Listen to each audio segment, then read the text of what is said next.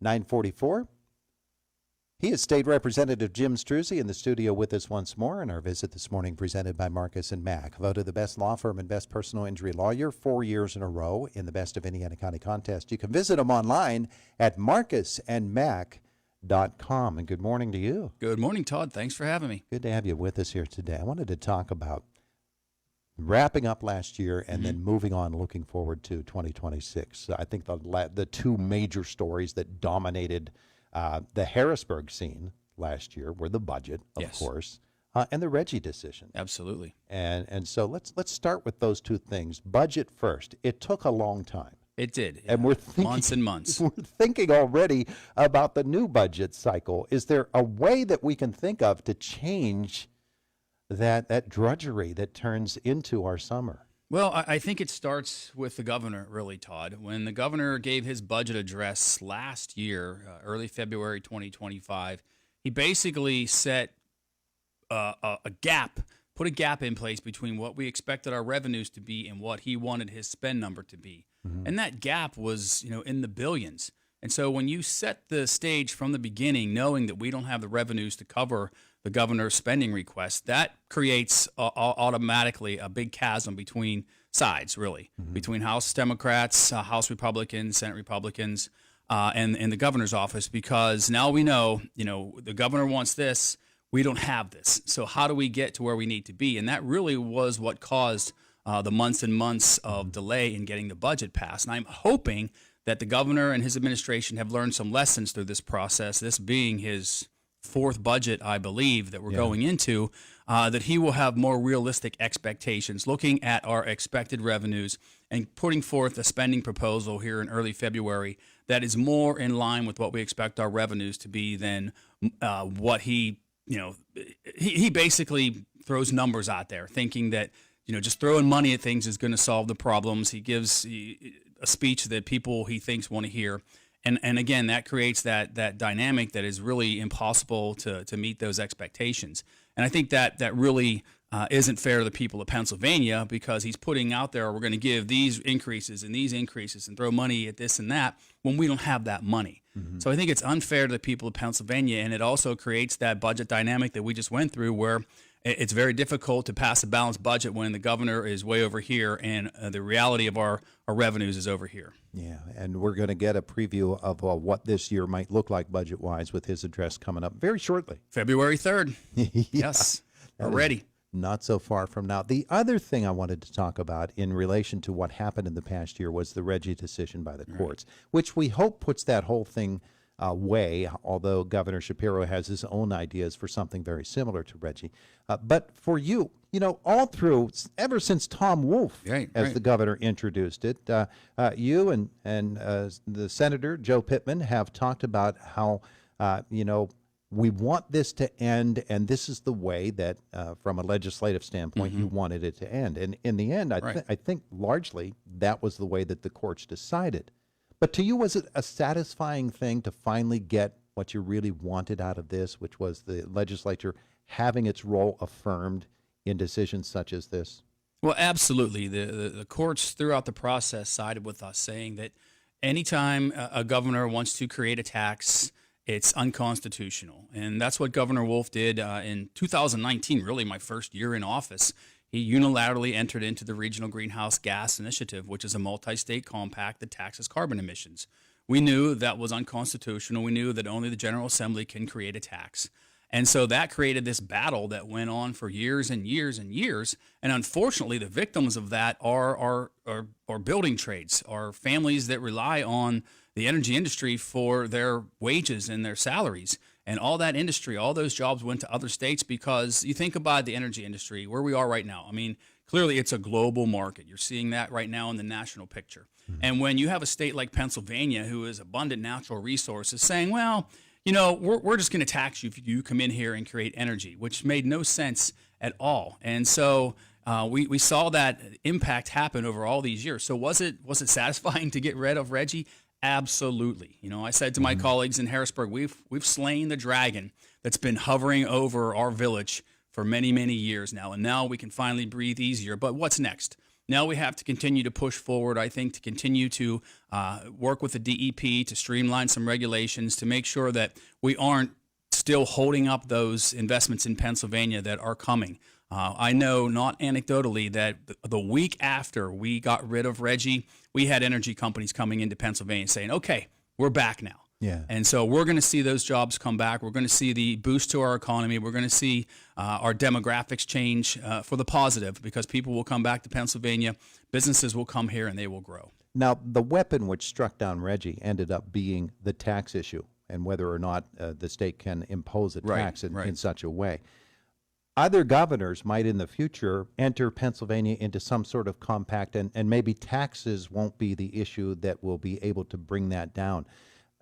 I recall asking both you and Senator Pittman through the process, is there a way legislatively that we can ensure that governors don't tie the hands of future legislatures and governors by entering us into an irreversible agreement or compact with other states, such as happened here? Does something need to be done legislatively or constitutionally in order to prevent that? I don't think so, Todd. I think it's already in the Constitution. I think that's what the courts throughout the process decided, the last being the Commonwealth Court, saying that, yes, this is a tax, and yes, no, the governor doesn't have the power to enact this. And so I think that it's already there. I hope that this sets a precedent moving forward, that governors will realize, I can't do this. This isn't the right thing to do. I have to work with the General Assembly. If it's truly good for Pennsylvania, then we should have the support of 203 members in the House, 50 members in the Senate, and the people of this Commonwealth. So I hope that the administrations moving forward will understand what this has done to Pennsylvania and the precedent that it has set, and I hope that this won't happen again. You know, we need to work together on things like this. It can't be something that's unilaterally one side or the other, because it has had such a wide-ranging impact on Pennsylvania. And it's going to take time to overcome this. It's going to take time to get all that back in place. But we've seen billions of dollars lost because of this bad policy decision. All right. So speaking of energy, which was the impetus behind Reggie, and we saw how costly that was. Now we are moving forward. The big announcement for us locally in 2025 was the Homer City redevelopment project and all of the promise that it brings with it. We've talked about ancillary businesses, White Township Planning Commission this morning, Chick-fil-A coming to Indiana. We've seen Oakland Avenue get built up. We can assume that that's going to continue all across Indiana County. From a legislative standpoint, from what you and Senator Pittman are able to do, are we positioned now to really move forward? And are there other things that you need to do in Harrisburg to make sure that all the roadblocks are out of the way and we're rolling on this thing? Well, I think we need to continue to be flexible in how we approach data centers and AI in general. It's a fast-moving business. It's a fast-moving industry that we need to keep pace with as far as regulations. I know there's a lot of concerns with the data centers and other areas, drawing energy from the grid. Thankfully, here in Homer City, they're going to be building their own gas-fired electric generation plant to not only power their data center possibilities, but also put power back into the grid, which is much needed. We're starting to see from a federal level that they want our coal-fired plants to continue to operate. More natural gas production needs to occur in Pennsylvania. So the opportunity here is tremendous. And yes, we are seeing great things happen in our communities. More restaurants, more people coming to town. We're going to have to be ready for that. We've met with PennDOT on several occasions. They're realizing that we're going to see a lot of increased traffic. What are our infrastructure needs around the power plant? And that's going to have to happen across this Commonwealth as we see these investments come to Pennsylvania. So from a legislative standpoint, we need to make sure that we have the right funding in place to provide those mechanisms. We need to make sure that we have the right policy in place to allow that to occur.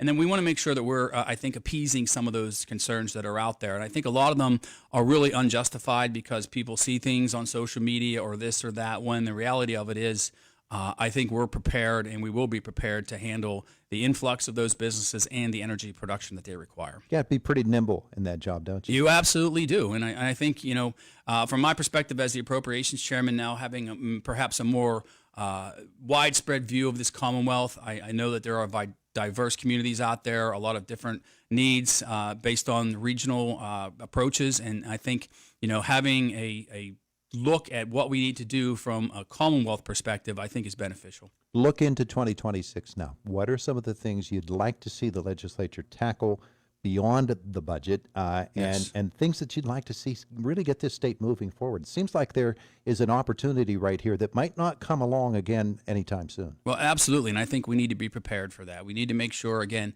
that we don't have policies in place that thwart this sort of investment. There are still a lot of issues with the Department of Environment and Protection, and we need to make sure that we continue to move in the right direction. I think they have a good person in place now with Secretary Shirley. I believe she's willing to work with us. She's met with my staff in Harrisburg several times, but we need to continue to push that forward to make sure that our permits are still not delaying, because there are situations where that's going to occur. We need to make sure that we're doing everything that we can to make sure that when a business entity comes to Pennsylvania, they want to invest here in our communities, build buildings or whatever the case may be, that we are expeditiously approving those permits in the right manner. To make sure that they don't go elsewhere, because that's still a big concern for us. Working on bills, things that you'd like to see happen from your Yes. standpoint? Well, the second year of this session, I still have about 20 pieces of legislation out there that I'd love to see move forward. One in particular I think that's really needed right now is the rural transportation study. We're talking, at length about transit funding, about transportation funding, and all the needs that are out there.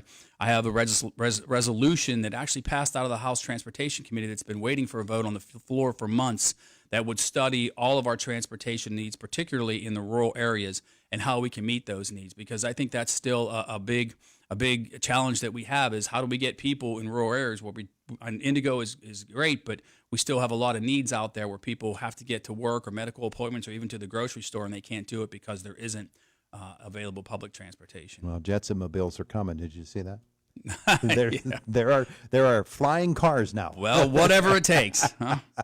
I don't know how you avoid getting tangled up in power lines, but that's another issue. And Right. let's talk about some other things that you want to see done in Harrisburg this year. Bills that I know you've got some long-standing bills you'd Yes. finally like to push over the finish line. I have a number of bills related to mental health issues. Of course, Cody's Law for the incident that happened down on the Hoodlebug Trail many years ago now is still out there. That would create a new category for people who knowingly assault someone with a disability. I'd like to see some of the bills I have related to municipal police forces move forward. I have some bills that would help with stormwater management. A lot of different things, Todd. If people are interested really in all the legislation that I've introduced, go to repstruzzi.com. There's a long list there, and I'd appreciate feedback and input. And if you like the bills that I've introduced, you want to see them move forward, let me know. And we can do what we can to try and make that happen. It's very difficult when we're still in the minority in the House as far as our Republican caucus, so we don't control what bills run out of committee or what bills run on the floor. But I'd like to see some of these move forward, because most of the bills I introduce are bipartisan, and I think they would help our communities on multiple levels. That's interesting you mentioned that, because you have said in the past we're not meeting enough in Harrisburg as a general body. We really need to get together more and solve some problems. Well, and this year is going to be a challenge. It's an election year, so I think you'll see the schedule be what it is. And again, the Speaker of the House puts that schedule together. We're back in January, later this month. Of course, the farm show is next week in Harrisburg, so I'm looking forward to that. I know a lot of our Indiana County agricultural people will be there, and it's an exciting time. I would encourage anyone, if you haven't been to the Pennsylvania Farm Show and you like the Indiana County Fair, the farm show is by far about 100 times that, and it's really nice to go out and support our agricultural communities. Yeah, in fact, it actually looks like next week's weather is still going to be much more seasonally warm. Yes, easy for travel. Yeah, we'll like that. We'll like that very much. Representative Jim Struzzi, thanks for the visit today. Absolutely, Todd. Happy New Year. It is the voice of Indiana County. It's WCCS.